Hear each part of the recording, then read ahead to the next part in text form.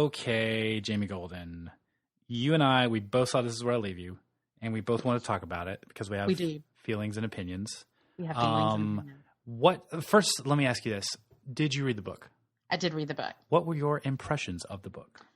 I loved the book. It was one of those where I really couldn't put it down because it's so I like books that dive into characters, whereas the setting is not as important or the context is not as important. You just get to see these relationships between people. Sure. But I thought the setting was really appropriate. Like, it made sense that this would bring this family together because of the father dying. And I've always wanted to be in a big family, and I'm just not in a big family. And so I loved, like, everything about it I loved. I thought it was funny and poignant and morbid and all the good things that a good novel should be. Yeah, it's like, I think we've talked about, I'm a huge Family Stone fan.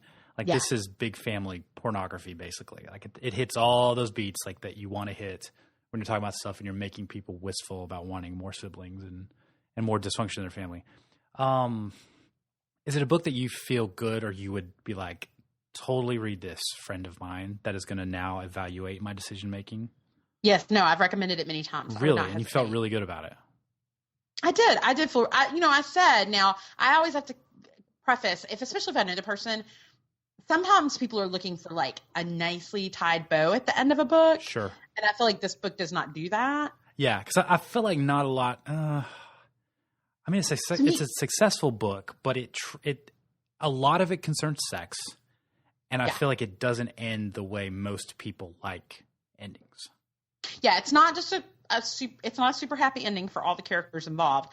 But for me, sometimes a book, especially when it's character driven like that and it's not plot driven, to me, those books are really just about the process, about the relationship and the interaction and the communication. And so I really love seeing that play out. I like a happy ending, but I also love just well-designed characters. Sure. So I feel like that's what this book did well. Okay, so understanding all that, how did you feel? Well, obviously you're probably going to say you liked the book better than the movie. I'm not just going to say I liked the book better than the movie. Oh, let me ask a better question. Okay. On a scale of 1 to 10, how well did the movie execute the book's vision? I would say it was a 3. So you didn't like the movie? I did not like the movie at all. What? Can you give me like 2 or 3 or 4 things that you did not like about the movie? I did not like the movie because I felt like it was difficult. I would give credit to Jonathan Trauber, who wrote the book and wrote the screenplay. So I had such high hopes. Yeah, I had such high hopes. But then I realized just because you're a novelist doesn't mean you can be a screenwriter, and vice versa, because they're different. They're completely different mediums. Totally. And you as a screenwriter know that. But I felt like it did not capture.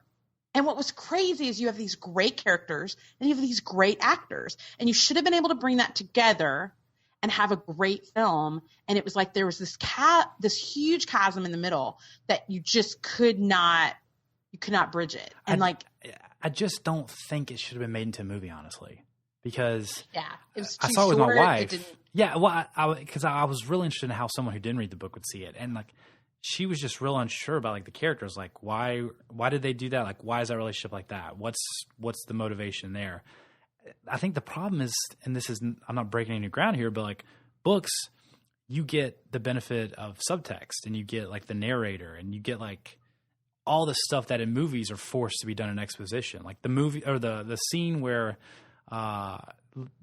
Tina Fey and Timothy Olyphant are sitting out on the porch, and they're having to explain that he's gotten in a car accident, and like she has to touch his scar, and he's like, "Don't do it. It hurts because I had that car wreck." And she's like, "I know. I remember. I was there." It's like that's super awkward exposition, but there's no other real way to convey that. So it just it has to be awkward like that. Yeah, it's almost like you need the horrible voiceover. You do. That you do need so many times. And there are books that have been made into movies well, but I feel like anytime that's happened, and I'm obviously not thinking about all the books and all the history of the world that have been made into movies, but it feels like they're not as character thick as this book was. I'm wondering, I'm like you, this could be a clear answer, and I'm just wondering it because I haven't prepared in this thought, but I'm wondering if the more character driven a book is, the harder it is to convey it into a movie.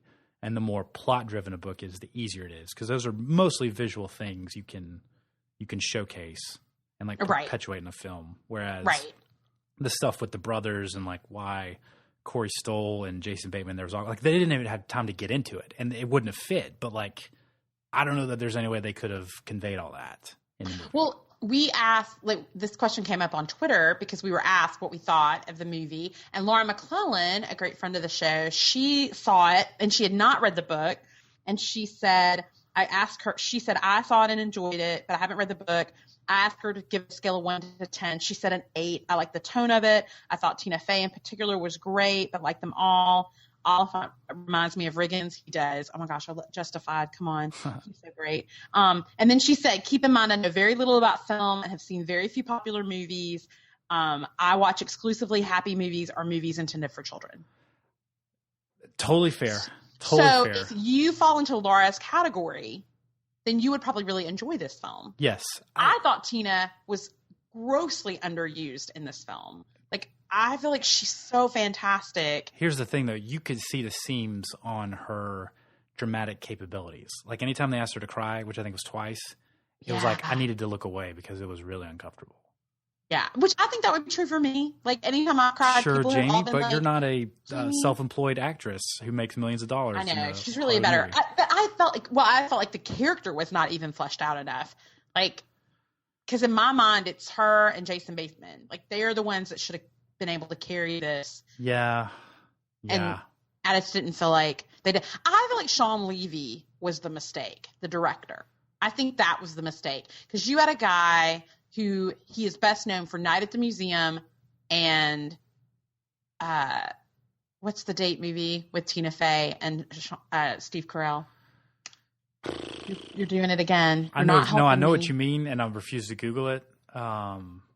Because you don't Google it, because one time someone said, why don't you Google it? It's the one where Mark Wahlberg has 3 IMAX. And that's Date Night. Is it Date Night? Is it just Date Night? I don't know. It's just Date Night, I think. Yes, it's just Date Night. So that one, Mark Wahlberg is so handsome in that.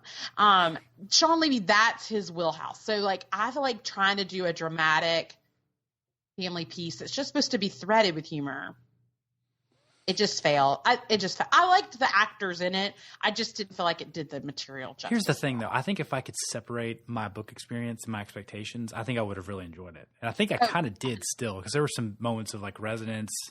Anything with dads and sons and like just kills me every time. So, like, that got me for sure. And I just enjoyed kind of being with those actors, in the movie.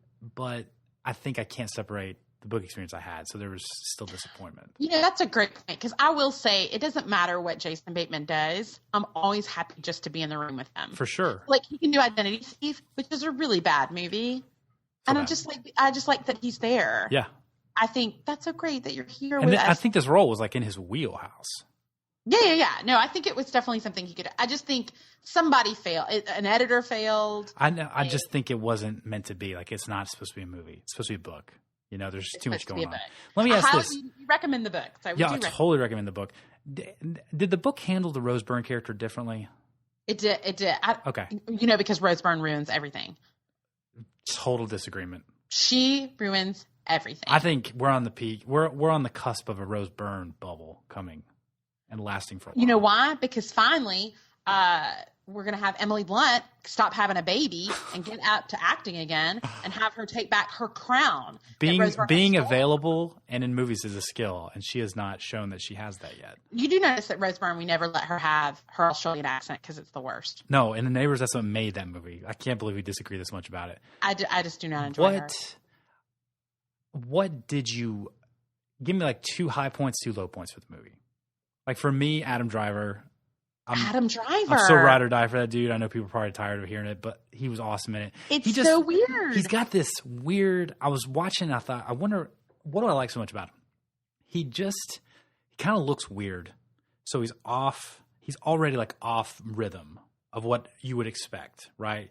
Because like that could have been like a Chris Pine looking dude.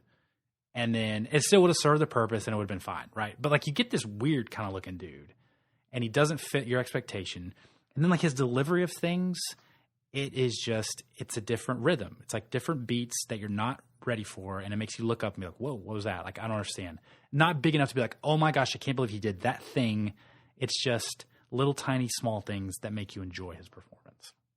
Yes, I would agree. Adam Driver is this thing that Lena Dunham found, and that we should all be grateful. No matter what Lena Dunham does in the future, we should just we will always remember that she found Adam Driver. Yeah. And that we should all be grateful for that, because he's like perfectly unpolished, and I love that about him. I know, he's great. I would say I felt like Jane Fonda, in my mind, of what that matriarch looked like, and when I was reading that book and Hiller, I feel like she portrayed that well. Yeah, I agree. The humiliating mom that's ridiculous and kind of over the top, but just enough restraint that you can still appreciate her and understand why they put up with her and don't just not come back. Yeah.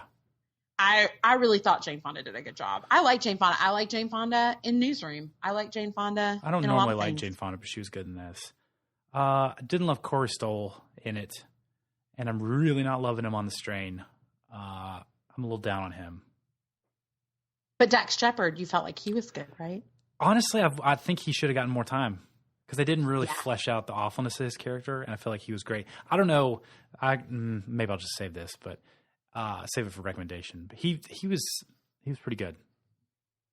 He was good. Catherine Hahn, to me, Catherine Hahn is also somebody that if she comes and plays a role, and she played Judd's wife. Judd's wife? Yeah. Paul's wife. No, sorry, Paul's wife. Sorry. Catherine Hahn, who, like, my favorite role she's ever done is on Parks and Rec, when she was the election advisor. Yeah. Because she was so over the top. Like, every time I see her in a role, she's also somebody that when I see her coming, I'm like, yay, Catherine Hahn is here. She's one of my favorite character actors. Do you think that spoke to the spirit of the movie they're trying to make, though, more comedic than dramatic? Of course. I mean, look at who you've lined up.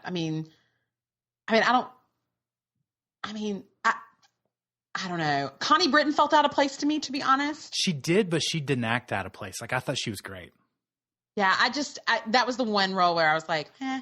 But Rose Byrne, I feel like we keep trying to make Rose Byrne happen, and we got to stop. And we should, because she's awesome, Jamie. No, I don't want that. I don't like that. Agree to disagree. I think it does speak to grow. I think the book and the movie. So I think this is what you'd like about the movie if you're pondering it.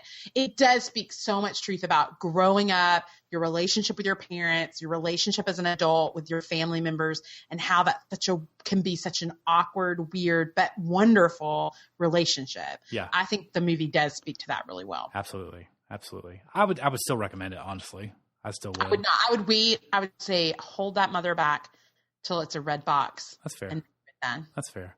So if you've seen it or you want to see it or whatever, or you read the book, let us know. Popcast Pod on Twitter or at the Popcast on Facebook.